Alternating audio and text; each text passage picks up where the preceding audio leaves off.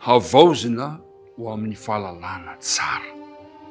Izany no iarahantsika mandinika amin'izao anio izao, manasanao anaraka izany indray.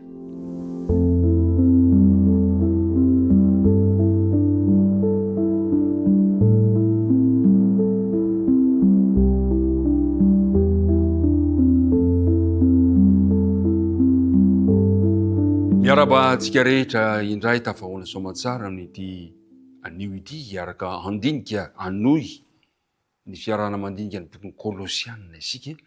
Manasanao mba anaraka izany hatramin'ny farany ary eny am-pilatananao ny tari-dalana sy ny baiboly iarahantsika mandinika ny tenin'Andriamanitra. Ny fiadanan'ny tompony ho aminao sy ny ankohonanao. Andeha hoentsika mbavaka izao dinika ifanaovana izao.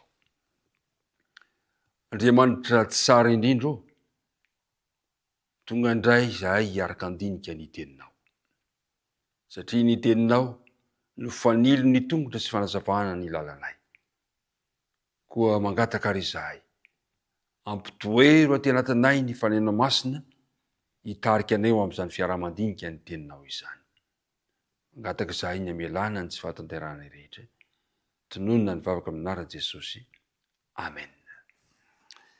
Havaozina ho amin'ny fahalalana tsara. Ny andininy tadina no iarahantsika manao amin'ny Kolosianina 4 ka ny andininy 7 manao hoe ary aoka ho ambonin'izany rehetra izany ny fitiavana, fa fehy ny fahatanterahana izany.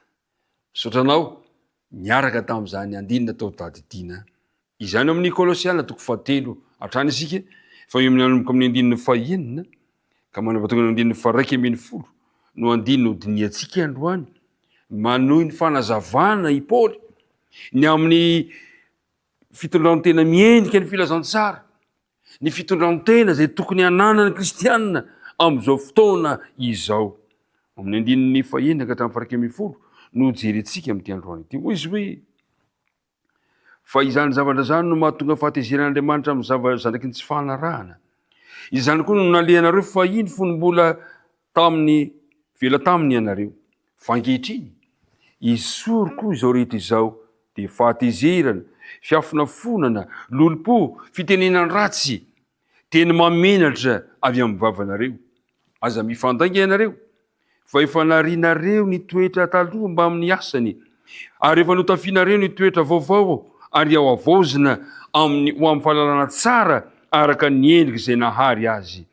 Fa amin'izany dia tsy misy jentilisa sy jiosy, na voafory na tsy voafory, na barbarianina na skitianina, na andevo na tsy andevo, fa Kristy no zavatra rehetra sady amin'ny rehetra. Eto i Paoly dia mitarika antsika amin'ny andininy 9 manambara fiovana lehibe miainga amin'ny fahafatesana ho amin'ny fiainana. Amin'ny andininy 9 dia manambara fiovana lehibe Paoly miainga avy amin'ny fahafatesana makany amin'ny fiainana. Hoy izy hoe fa ankehitriny, le hoe ankehitriny ilazany Paoly dia hoe manatitrantitra, efa maty ianareo, efa natsangana niaraka tamin'i Kristy ianareo, manatitrantitra ankehitriny, zany hoe tsy misy atakandro, manatitrantitra satria efa niaraka natsangana tamin'i Kristy ianareo dia efa mikatsika ny zavatra any ambony. Dia tokony ho afatanteraka hoy Paoly ny fiainanareo amin'izao ankehitriny izao. Le fiainana taloha efa tsy eo intsony, fa fiainana vaovao izao. Efa voavono ny momba ny tenanareo ty an-tany. Dia hoy Paoly, isory izao rehetra izao. Ankehitriny isory koa izao rehetra izao. Inona avy no isorina? Isory ny fahatezerana. Mampalahelo fa amin'izao vaninandro iainantsika izao dia toatra ny vaninandro ny fahatezerana. Ahitana zany endriky ny fahatezerana zany avokoa ny tontolo manodidina ny fiainantsika. Fa no isika efa niara-natsangana tamin'i Kristy dia teny Paoly manao hoe ankehitriny isory ny fahatezerana, isory ny fiafonafonana, isory ny lolo-po, isory ny fitenenana ratsy, isory ny teny mamenatra avy amin'ny vavanareo. Hita eny amin'ny fiarahamonina avokoa zany toe-javatra izany. Mampalahelo aza indraindray mety ho hita any amin'ny fiangonana, eny amin'ny tontolon'ny fivavahana. hoy Paoly, efa niarana tsangana tamin'i Kristy ianareo, ankehitriny esory zany rehetrarehetra izany. Mitarika ny fahatezeran'Andriamanitra mantsy izany. Ny fahavinirana sy ny fahatezerana dia samy afaka mamaritra ny fihetsika ara-drariny.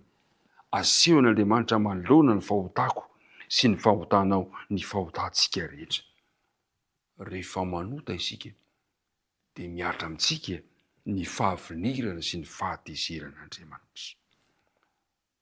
Ampalahelo ary mpiara-midinika namana, fa mbola eny amin'ny tontolo manodidina antsika eny ny fahatezerana, fiafinafona, ny fitenenany ratsy.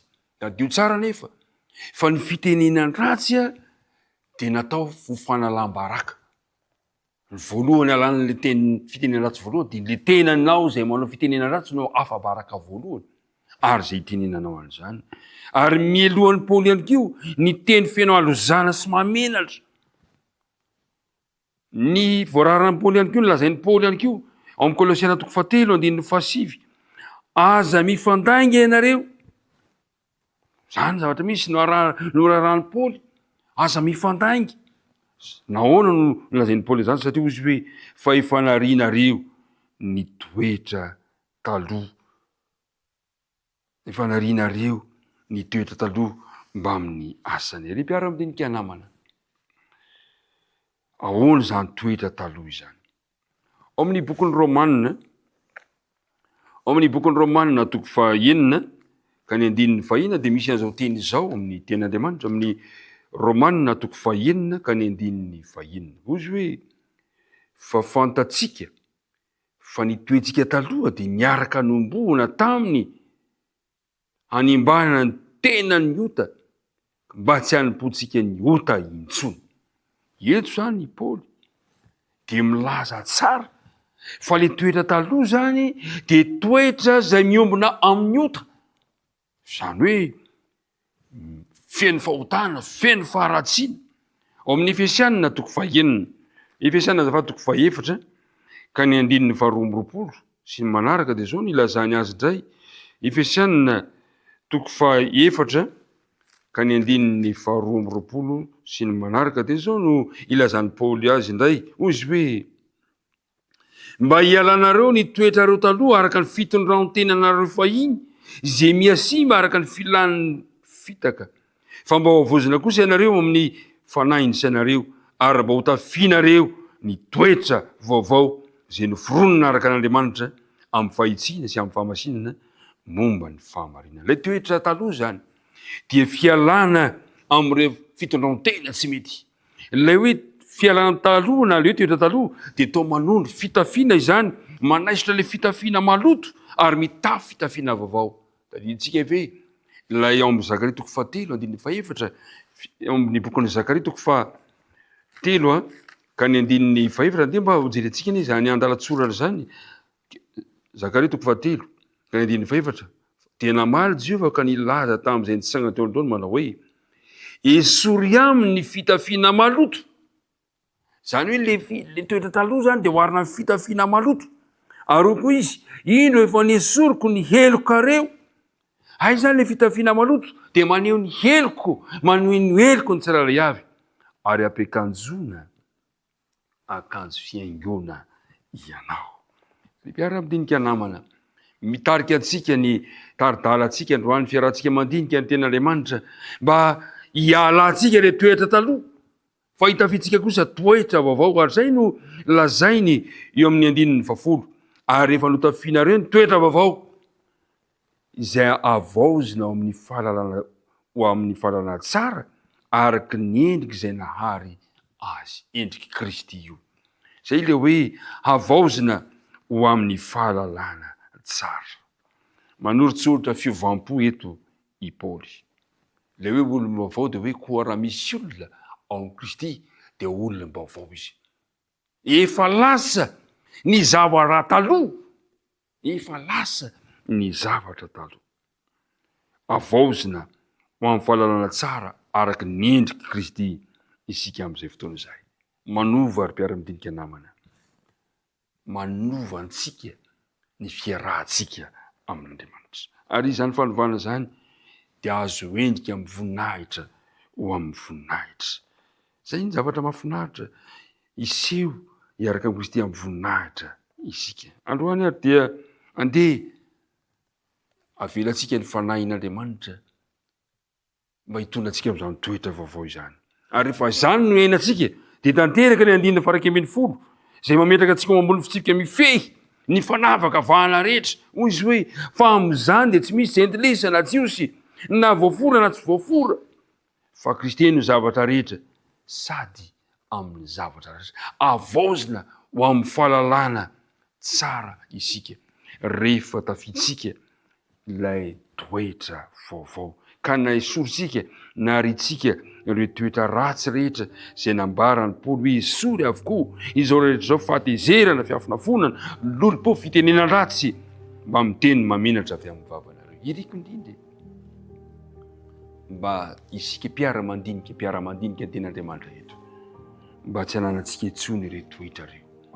Efa nesorin'i Kristy izany, fa toetra vaovao no andeha iainantsika manomboka amin'ity androany ity, ka dia ho avaozina ho amin'ny fahalalana tsara ny kristiany ny fiainantsika amin'izao androany. Izao iaraka hivavaka isika. Andriamanitra ray io, misaotra anao izay no nitaridalana izay omenao anay, ka mba hitafianay toetra vaovao miaraka aminao, satria efa nesorinao ny lamba maloto izay notafianay teo aloha, fa efa notafianao akanjo fiaingona vaovao izay ankehitriny. Mangataka ny fanenao masina ary izahay hitahiry izany eo amin'ny fiainanay, dia mitahiny mpiara-midinika rehetra mba hianana izany toetra vaovao izany izahay, satria efa nesorinao ny toetra taloha. Dia apetraka-petratananao ny fiainanay, tonononay ny vavaka noho ny amin'ny anaran'i Jesosy. Amen.